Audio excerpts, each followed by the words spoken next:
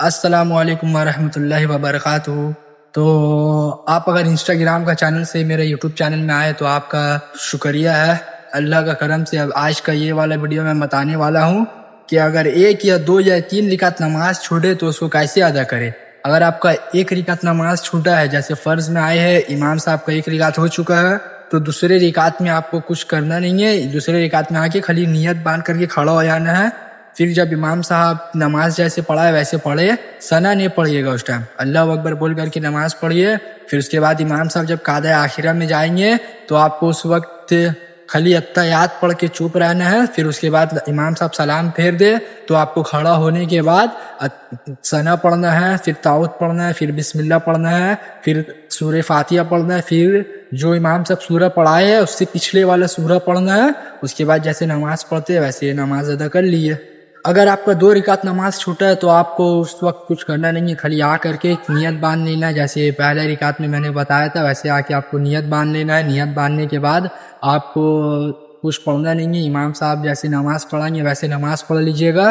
फिर इमाम साहब जब अत्तहियात में रहेंगे आपको खाली अत्तहियात पढ़ने के बाद, इमाम साहब जब कादे आखिरा में रहेंगे आपको उस वक्त खाली अत्तहियात पढ़ने के बाद और कुछ नहीं पढ़ना है। उसके बाद आप खड़े होइएगा, सना पढ़िएगा, ताउत पढ़िएगा, बिस्मिल्लाह पढ़िएगा, उसके बाद सूरह फातिहा पढ़िएगा, फिर किरत कुरान का कोई सा भी आयत मिला करके नमाज अदा कर लीजिएगा। अगर आपका तीन रिकात नमाज छूटा, जैसे आप मस्जिद पहुंचे, देखिए तीन रिकात नमाज छूट गया, फिर चौथी रिकात में आपको शामिल होना है। फिर इमाम साहब जब कादा आखिरा में रहेंगे उस वक्त भी आपको खाली तशव्वुद पढ़ना है। तशव्वुद पढ़ने के बाद आपको खाली चुप रहना है।